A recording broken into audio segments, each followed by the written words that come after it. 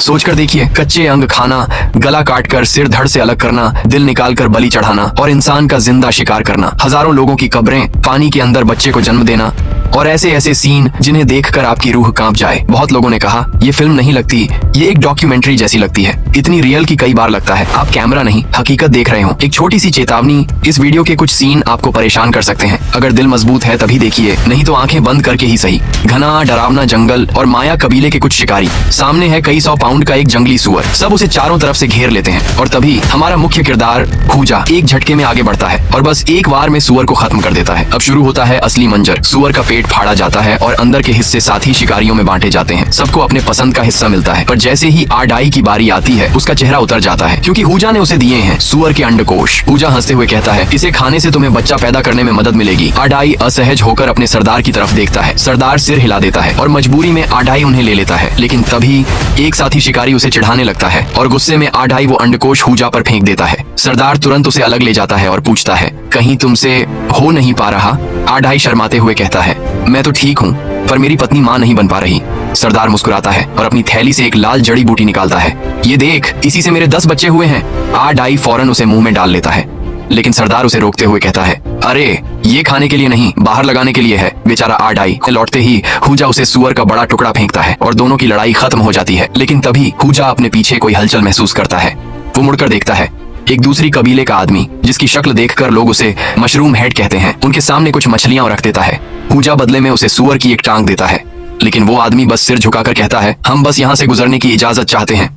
सरदार इजाजत दे देता है। हूजा देखता है उस कबीले के लोग अपनी बीवी बच्चों के साथ बुरी तरह डरे और टूटे हुए हैं, जैसे किसी बड़ी तबाही से भागकर यहाँ आए हों। उसका घर उजड़ चुका है, वे नई जिंदगी शुरू करने के लिए दूसरी जगह ढूंढ रहे हैं। हूजा उनसे पूछना चाहता है कि आखिर हुआ क्या है, लेकिन सरदार जो उसका पिता भी है उसे चुप कर देता है। गाँव के गेट पर पहुंचकर सरदार एक आदेश देता है, आज जो देखा उसके बारे में कोई भी एक शब्द नहीं कहेगा। हूजा समझ नहीं पाता आखिर ऐसी कौन सी बात है जिसे छुपाना इतना जरूरी है। बाकी लोग चले जाते हैं और तभी सरदार उसे असली वजह बताता है। सरदार ने हूजा से कहा था कि उन लोगों की आंखों में जो डर था वो ऐसा डर था जिसे कोई भी इंसान कभी भूल नहीं सकता। गांव पहुंचते ही आडाई की सास उसे जोर देकर बोली चलो कुछ जरूरी काम निपटाना है। ये सुनकर गांव वाले ठहाके लगाने लगे। कुछ देर बाद आडाई के घर से चीखने की आवाज आई। आडाई दर्द से तड़पता हुआ बाहर भागा और सीधे पानी में कूदकर बैठ गया। पानी की ठंडक ने ही उसे राहत दी। पूरे गाँव में हंसी के ठहाके गूंज उठे। सरदार तक हंसते हंसते थक गया। उन्हें क्या पता था ये हंसी उनके जीवन की आखिरी खुशियों में से एक है। अगली सुबह हूजा को एक अजीब सपना आता है। वही मशरूम हेड आदमी उसके हाथ में एक धड़कता हुआ दिल लिए खड़ा है। हूजा घबराकर जाग जाता है। उसी समय कुत्तों के भौंकने की भयानक आवाजें गूंजती हैं। दूर से धूल उड़ती दिखती है। लिंग लांग की अगुवाई में दर्जनों खूंखार सैनिक गांव की तरफ बढ़ रहे हैं।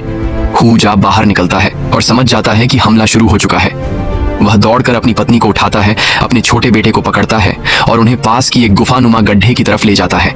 रस्सी से दोनों को नीचे उतार रहा होता है कि एक सैनिक उसे देख लेता है और उसकी तरफ दौड़ पड़ता है। हूजा घबरा जाता है। वो रस्सी जल्दी जल्दी छोड़ता है। उसकी पत्नी डर के मारे चीख उठती है। दुश्मन करीब आता देख हूजा को रस्सी छोड़नी पड़ती है। उसकी पत्नी और बेटा जोर से नीचे गिरते हैं। हूजा पलटकर दुश्मन पर टूट पड़ता है और उसे तुरंत मार गिराता है। लेकिन गाँव में तब तक हाहाकार मच चुका है। ज्यादातर लोग पकड़े जा चुके हैं। आडाई भी रस्सियों में बंधा खड़ा है। तभी हूजा देखता है झोंगयान उसके पिता यानी सरदार पर हमला कर रहा है। हूजा पूरी ताकत से उसकी तरफ दौड़ता है। दोनों में जबरदस्त लड़ाई छिड़ जाती है। हूजा जीतने ही वाला था कि पीछे से लिंग लांग आकर हूजा की गर्दन पकड़ लेता है। झोंगयान गुस्से में हूजा को मारने आता है, लेकिन लिंग लांग उसे रोक देता है। हूजा अपने पकड़े हुए पिता की तरफ देखता है और लाचारी में बस कह पाता है माफ करना पिता। झोंगयान ये सुन लेता है और हूजा को तड़पाने के लिए वो घूमकर सरदार का सिर धड़ से अलग कर देता है। हूजा घुटनों के बल गिर पड़ता है। उसका संसार बर्बाद हो चुका था। हमलावरों ने किसी को नहीं छोड़ा। औरतों को अपमानित किया गया। सिर्फ छोटे बच्चे आजाद छोड़े गए क्योंकि उन्हें बेचने में फायदा नहीं था। हूजा बार बार उस गड्ढे की तरफ देखता है जहां उसकी पत्नी और बेटा छुपे हैं। एक सैनिक उस जगह जाता है। उसे बच्चे की आवाज सुनाई देती है। वह एक बड़ा पत्थर उठाकर सीधे गड्ढे में फेंक देता है। पत्थर बच्चे के पैर पर लगता है। फिर वह रस्सी भी काट देता है ताकि कोई बाहर ना आ सके। लिंग लांग आदेश देता है कैदियों को ले चलो। हूजा तय कर लेता है मैं वापस आऊंगा अपनी पत्नी और बेटे के लिए। सभी कैदियों को गले में फंदा डालकर जोड़ा जाता है। चलना भी मुश्किल था। हूजा भीड़ में देखता है मशरूम हेड। दोनों एक दूसरे को देखते हैं। किसने सोचा था कि वे इस हालत में फिर मिलेंगे। जंगलों में काफिला आगे बढ़ता है। पीछे पीछे गांव के अनाथ बच्चे चल पड़ते हैं। उन्हें देखकर पकड़ी गई औरतें रो पड़ती हैं। एक घायल कैदी दर्द से गिर पड़ता है। झोंगयान उसे उठाने के लिए हूजा को कोड़े मारने लगता है। दोस्त को बचाने के लिए वह घायल आदमी खुद को खींचकर फिर खड़ा कर लेता है। वे एक जोरदार नदी तक पहुंचते हैं। बच्चे वहीं रुक जाते हैं। थोड़ी बड़ी एक लड़की रोते हुए कहती है मैं बाकी बच्चों का ध्यान रखूंगी। दूसरी तरफ हुजा की पत्नी बेटे के घाव को सी रही है, लेकिन सुई से नहीं, चींटियों से। यह माया सभ्यता की खास तकनीक थी। बच्चा दर्द सहते हुए भी रोया नहीं, जैसे कोई छोटा योद्धा। काफिला एक खतरनाक चट्टान से गुजर रहा था। वहीं घायल कैदी फिसल जाता है और अपने साथ हुजा को भी खींच ले जाता है। आडाई एक जड़ पकड़कर खुद को संभालता है और जोर लगाकर दोनों को ऊपर खींचने की कोशिश करता है। सैनिक मदद करना चाहते हैं, लेकिन झोंगयान उन्हें रोक देता है। वो मौत का तमाशा देखना चाहता है। जड़ उखड़ने लगती है। आडाई जोर से चिल्लाता है, जल्दी करो। सब कैदी मिलकर उन्हें ऊपर खींचते हैं। आखिरकार दोनों बच जाते हैं, लेकिन अगले ही पल झोंगयान रस्सी काट देता है और उस घायल आदमी को चट्टान से नीचे धक्का दे देता है। लिंग लांग यह देखता है। वह झोंगयान के पास जाता है और पूछता है, क्या अब तुम हुक्म दोगे? उसकी आवाज में ऐसी दहशत थी कि झोंगयान चुप हो जाता है। आगे बढ़ते हुए उन्हें एक माँ बेटी मिलती है। माँ मर चुकी है, चेहरा जख्मों से भरा। बेटी भी बीमार है। वो मदद की भीख मांगती है, लेकिन सभी उसे दूर धकेल देते हैं। अचानक उस बच्ची की आंखें बदल जाती हैं। वह हुजा को घूर कर एक ठंडी डरावनी आवाज में कहती है, दिन रात में बदल जाएगा और वो आदमी तुम्हें खत्म कर देगा। एक श्राप जैसी भविष्यवाणी। आगे एक जगह लोग चूना पत्थर जलाकर सफेद पाउडर बना रहे होते हैं। फिर वे एक सूखे हुए गांव से गुजरते हैं, जहां भूख से लोग हड्डियों जैसे रह गए हैं। आखिरकार वे एक विशाल शहर पहुंचते हैं। बाजारों की भीड़, कसाई, कारीगर और अमीरी गरीबी का बेरहम फर्क। औरत कैदियों की सड़क पर नीलामी शुरू हो जाती है। मर्द कैदियों के शरीर पर नीला रंग लगाया जाता है, किसी अनजानी रस्म की तरह। आढ़ाई की बूढ़ी सांस को कोई नहीं खरीदता। वो बच जाती है। उसकी और आढ़ाई की नजरें मिलती हैं। डर, उम्मीद और दर्द, सब कुछ एक साथ। कैदियों को एक अंधेरे गलियारे से ले जाया जाता है और सीधे एक विशाल मैदान में। भीड़ पागलों की तरह चीख रही है। हुजा देखता है कि ऊंचे चबूतरे पर कैदी लाए गए हैं। अगले दिन कैदियों को लाया गया। वहां भयानक नकाब पहने लोग, खून से सना पुजारी और बेरहम लीडर खड़े थे। कैदियों की सांसें अटक गईं। बलि की रस्म शुरू हुई। पुजारी गरजते हुए कह रहा था, ये बलि युद्ध के देवता को खुश करेगी। महामारी और अकाल इसी से खत्म होगा। पहले कैदी को बाहर खींचा गया, उसे बांधा गया। पुजारी ने खंजर उठाया और उसकी छाती चीर कर धड़कता हुआ दिल बाहर निकाल लिया। फिर झल्लाद ने उसका सर काटा और सीढ़ियों से नीचे फेंक दिया। दूसरे कैदी के साथ भी वही हुआ। और अब हुजा की बारी थी। हुजा को बलि के पत्थर पर लिटा दिया गया। पुजारी ने खंजर उठाया, तभी उसकी नजर आसमान पर पड़ी। सूरज गायब हो रहा था। एक रहस्यमयी सूर्य ग्रहण। पूरे शहर पर अंधेरा छा गया। लोग दहशत में चीखने लगे। पुजारी ने इस मौके का फायदा उठाया।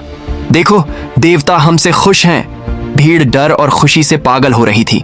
जैसे ही सूरज वापस निकला, उत्सव जैसा माहौल बन गया। हुजा मौत के मुंह से बच गया। लीडर लिंग लांग ने पूछा, बाकी कैदियों का क्या करना है? पुजारी ने आदेश दिया, सबको मार दो। कैदियों को एक बड़े मैदान में ले जाया गया। लिंग लांग ने अपने बेटे द टर्मिनेटर को पहला शिकार चुनने दिया। क्रूर झोंगयान ने ताना मारा, भागो, तुम सब आजाद हो। कैदी समझ गए, ये एक शिकार का खेल था, इंसानी शिकार। वे भागे जान बचाने के लिए। योद्धाओं ने भाले और पत्थर फेंकने शुरू कर दिए। एक पत्थर ने एक कैदी का सिर फोड़ दिया। दूसरा कैदी भागता रहा, लेकिन एक भाला उसके आर पार हो गया। वो घिसटता हुआ गिरा और मर गया। अब सिर्फ हुजा और मशरूम हेड बचे थे। दोनों टेढ़े मेढ़े रास्तों से भागते रहे, लेकिन एक तेज योद्धा ने मशरूम हेड को पकड़ लिया और उसे भी मार डाला। अब हुजा अकेला था। तभी लिंग लांग ने अपना भाला फेंका, जो सीधा हुजा की कमर में धंस गया। उसका बेटा टर्मिनेटर हुजा को खत्म करने दौड़ा। तभी हांफता हुआ आडाई आया और उसने टर्मिनेटर को गिरा दिया। आडाई ने उसका पैर पकड़ा और चिल्लाया, भागो! हुजा ने अपने शरीर से भाले का टूटा हिस्सा निकाला और इससे पहले कि टर्मिनेटर आडाई को मारता, हुजा ने वो टुकड़ा उसके गले में घोंप दिया। अपने बेटे को गिरते देख लिंग लांग दहाड़ उठा। योद्धाओं ने हुजा का पीछा किया। दर्द से कराहते हुए हुजा ने भाले का बाकी हिस्सा निकाला और मक्के के खेत में घुस गया। लिंग लांग अपने बेटे के पास रुक गया और इसी वजह से हुजा को थोड़ा और समय मिल गया। अब गुस्से से पागल लिंग लांग ने अपने बेटे का खंजर उठाया और 8 योद्धाओं के साथ हुजा के पीछे दौड़ पड़ा।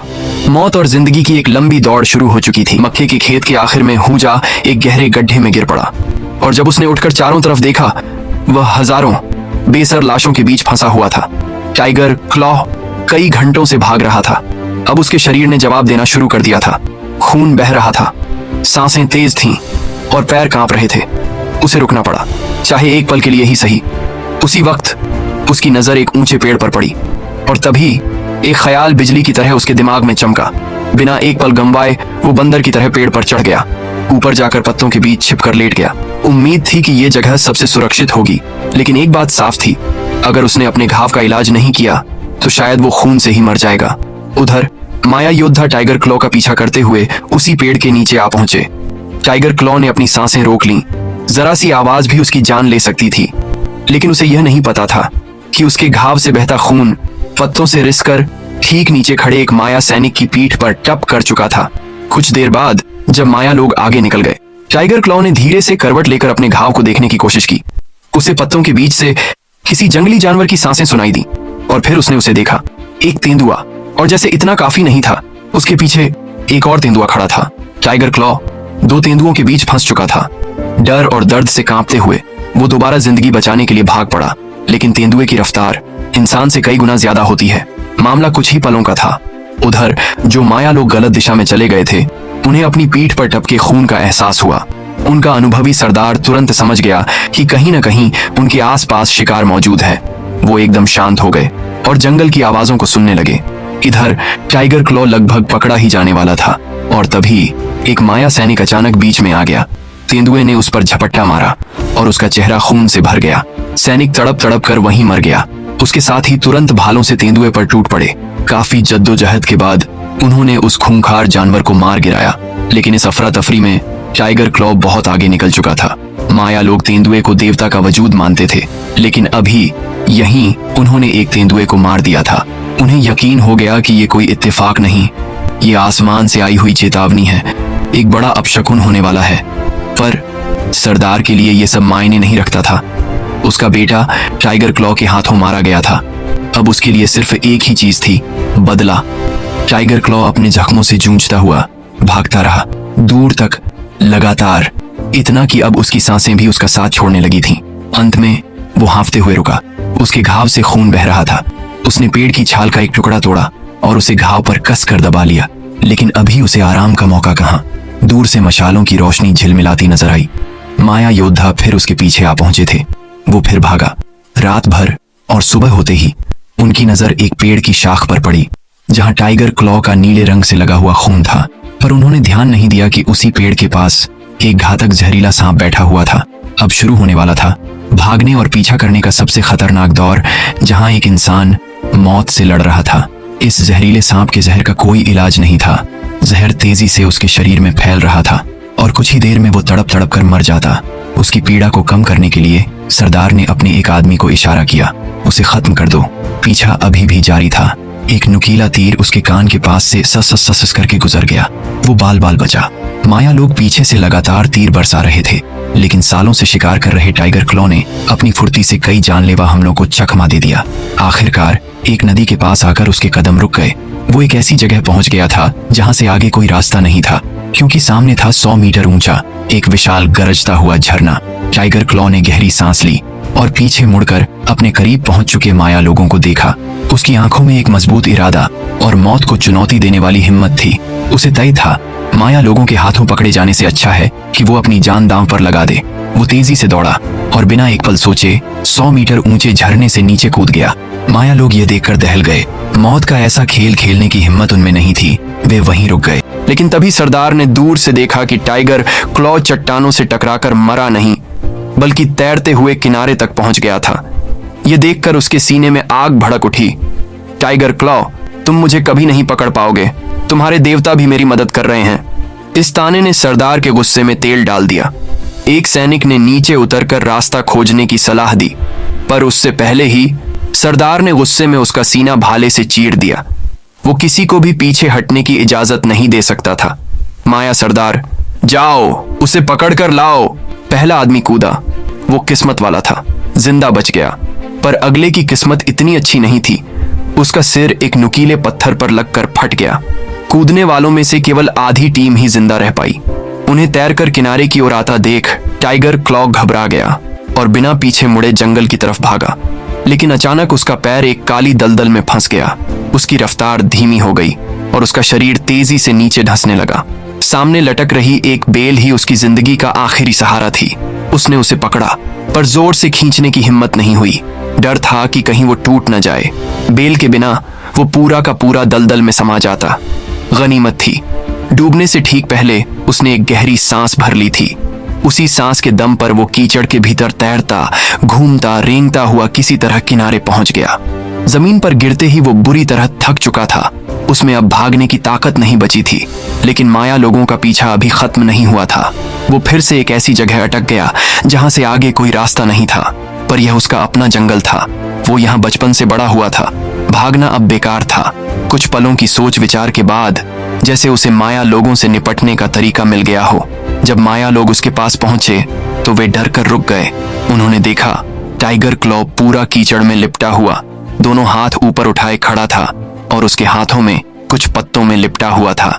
इससे पहले कि माया लोग समझ पाते, टाइगर क्लॉ ने वो पत्तों में लिपटी चीज उनकी तरफ फेंक दी।